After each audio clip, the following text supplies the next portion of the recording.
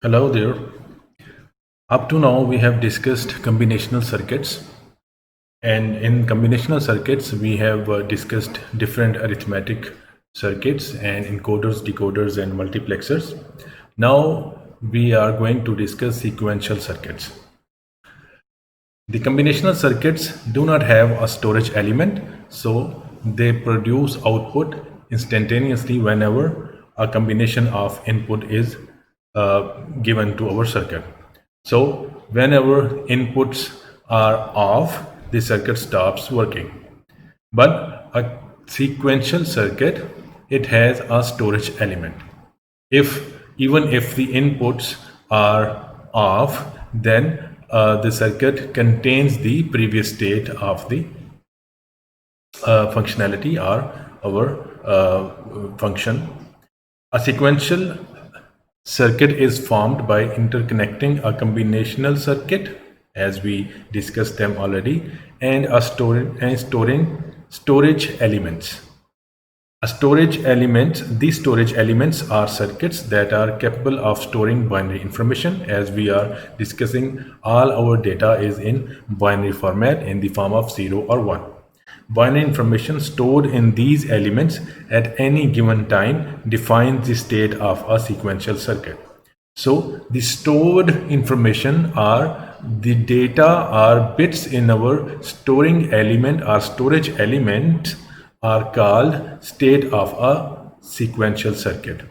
So now at one time, if the state is S0, then at time 2 state can be changed from S0 to S1. Now outputs in a sequential circuit are a function not only of the input but also of the present state of the storage elements. So now here is an example of a typical sequential circuit. So here first is a combinational circuit, as we discussed them already. So it takes inputs and produces outputs just like before. Now we have added a storage elements or a storage circuit with our combinational circuit, and it produces state. So the output is a present state and it is again fed back to our combinational circuit to produce a next state. Now there are two types of outputs. One simple output that our combinational circuit used to produce, and a present state which now our storage element or storage circuit produces. In general, we wish to store information for an indefinite time, just like a memory or RAM in our computer systems. Let's have a look at an example. Now we have a adder combinational circuit. For simplicity, we have an adder. It adds just two numbers and produces an output here. So now let's assume there are two inputs, like a single 1 will be added with the present state of our storage elements. So let's say our storage box is initialized with 0.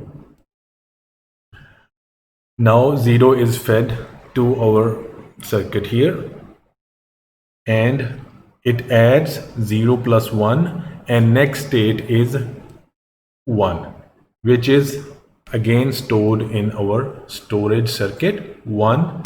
Now the present state is 1, which is further given as input to our combinational circuit or adder. Now 1 plus 1 is equal to 2. Next state is 2. So for better understanding, I'm writing decimal numbers here. However, the storage elements or adder combinational circuit will use binary format. So now 2 is stored here and present state is 2, and which is again fed to our combinational circuit 2. 2 plus 1 is 3. Next state is 3, and this storage element now stores 3. So here present is 3, and similarly at different times the outputs are, let's say, 1, then 2, and then 3, and so on. So this loop keeps going, and our combinational circuit adds 1 in the previously stored number. And the storage elements are storage circuit actually holds the previous result and gives the result into our combinational circuit as input, which adds 1 into it. So it's simply a counter circuit which counts from 1 to onwards. But what does that mean by states? So now actually we want to analyze the states according to different timestamps or different pulses or clock pulses. So let's say we have time here, and let's say states, time and state. Each our storage element has a state according to each time. So let's say at time 0 means initially we initialized it with 0. So here 0 0 goes back to as input, so it's 0 plus 1, and next state is t1, and now t1 is 1. So the present state becomes 1 for t2, it's 2. For time 3, it's 3. For time 4, it's 4, and so on. Now, let's say our storage element or storage circuit holds that information or number for a while or for a specific time. So for that purpose, we just need to implement some kind of circuitry which can hold that number for some time. So let's say we can say that a single time unit can be divided into seconds, milliseconds, or nanoseconds. So normally we use the term nanoseconds to define a time pulse or time interval. So let's say it's 100 nanoseconds. So each time is of 100 nanoseconds, and so on. So the circuit, the whole circuit performs after an interval of 100 nanoseconds and updates the state of the circuit. And storage elements actually produce the information of the state, and our combinational circuit produces outputs just like before it used to do. Now actually we have upgraded our combinational circuits to attach storage elements and timestamps or time intervals. There are two types of sequential circuits. Synchronous sequential circuit can be defined from the knowledge of its signals at discrete instants of time. Just we have seen it that it performs and produces outputs or changes its states for periods of times or discrete instants of time which are already defined. Let's say 100 nanosecond, just as an example.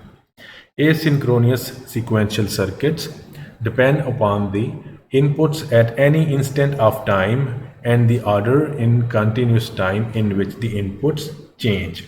Just we have combinational circuits without storage elements. They are asynchronous sequential circuits.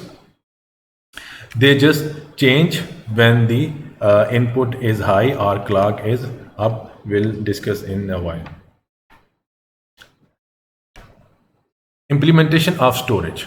So now the thing is, how can we implement a storage that can hold a number for a while? The storage can be constructed from logic with delay connected in a closed loop. So if we trap a bit in a closed loop, it will hold a number or a binary bit for a while. Or to perform a delay, we can use a buffer with gate delay which holds information for time tg. For example, here is a gate or a circuit which holds a bit for a time tg. So, for example, if it has a time duration tg, then we can implement loops to hold the bits. For example, a B diagram shows a 0 bit which can be stored in this loop, and tg gate holds it for some nanoseconds, and loop actually inputs the same number to the gate again and again. Same case with circuit C, it holds a 1-bit binary number. Delay gates are usually constructed by using double inverters. So for example, if it holds for tg time, then it is actually half tg plus half tg if we use two inverters or two NOT gates and simple a loop as we discussed in the previous slide. The data remains the same after two invariants, as we know already that A is equal to A complement and again complement. Asynchronous storage circuits called latches, which are made in this manner.